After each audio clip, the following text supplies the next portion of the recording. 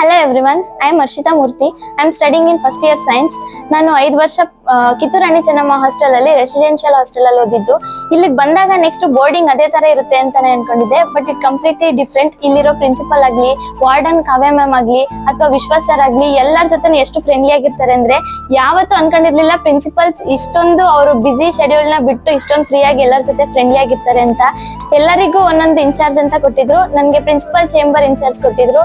I have done my work. ನನಗೆ principal sir ಜೊತೆ work ಮಾಡಿ ತುಂಬಾ ಖುಷಿ ಆಯ್ತು. ತುಂಬಾ ವಿಷಯಗಳನ್ನ ಕಲ್ತಿದ್ದೀನಿ.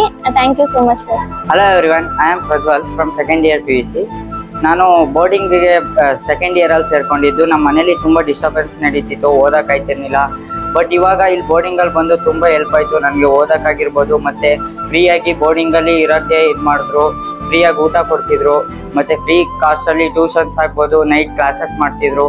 ಅದು ನನಗೆ ತುಂಬ ಹೆಲ್ಪ್ ಆಯಿತು. ಮತ್ತು ನಾನು ವಾರ್ಡನ್ ಮ್ಯಾಮ್ ಆಗಲಿ, ವಿಶ್ವಾಸ್ ಸರ್ ಆಗಲಿ, ರೋಷನ್ ಸರ್ ಆಗಲಿ ತುಂಬ ಥ್ಯಾಂಕ್ಸ್ ಹೇಳೋಕ್ಕೆ ಇಷ್ಟಪಡ್ತೀನಿ.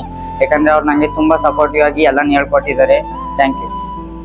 Hi, my name is Mona. I'm studying in first year commerce student. ನಾನು ಯಾಶ್ಲಿದ್ ಏನು ಕಲಿತೆ ಅಂತಂದ್ರೆ ಸ್ಟಡಿ ಹಾಲ್ ನಾನು ಎಷ್ಟು ಯೂಸ್ ಮಾಡ್ಕೊಂಡಿದ್ದೀನಿ ಅಂತಂದ್ರೆ, ಮನೇಲಿದ್ರೆ ನಾನು ಬರೀ ಫೋನು ಟಿವಿ ಅದೇ ಬಿಟ್ರೆ ಬೇರೆ ಜೀವನ ಅನ್ಕೊಂಡಿದ್ದೆ. ಹಾಸ್ಟೆಲ್ ಇದ್ದಾಗಲೂ ಅಷ್ಟೇ, ಬೇರೆ ಹಾಸ್ಟೆಲ್ ಸೇರ್ಕೊಂಡಾಗ್ಲೂ ಅಷ್ಟೇ ನಾವು ಓದ್ತಾ ಇರಲಿಲ್ಲ. ಇಲ್ಲಿ ಬಂದು ನಾನು ಸ್ಟಡಿಯನ್ನು ಫುಲ್ ಯೂಟಿಲೈಸ್ ಮಾಡ್ಕೊಂಡಿದ್ದೀನಿ. ಟೀಚರ್ಸ್ಗಳೆಲ್ಲ ಆಗಲಿ ಎಲ್ಲ ನಮ್ಗೆ ಚೆನ್ನಾಗಿ ನೋಡ್ಕೊಂಡಿದ್ದಾರೆ.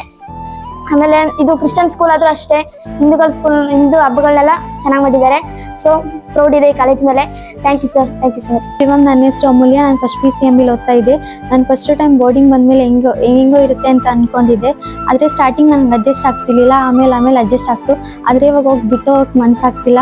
ಮತ್ತು ನನ್ನ ಮನೇಲಿ ಫೋನ್ ಇಲ್ಲದೆ ಇರೋಕ್ಕಾಗ್ತಿರ್ಲಿಲ್ಲ. ಅಂದರೆ ತಪ್ಪು ಮಾಡಿದ್ರು ರೋಷನ್ ಸರ್ ಅದನ್ನು ಒಳ್ಳೆ ರೀತಿ ಹೇಳ್ಕೊಡ್ತಾರೆ. ಅಂದರೆ ಈ ಥರ ಮಾಡಬೇಡ ಅಂತ ಹೇಳ್ಕೊಡ್ತಾರೆ.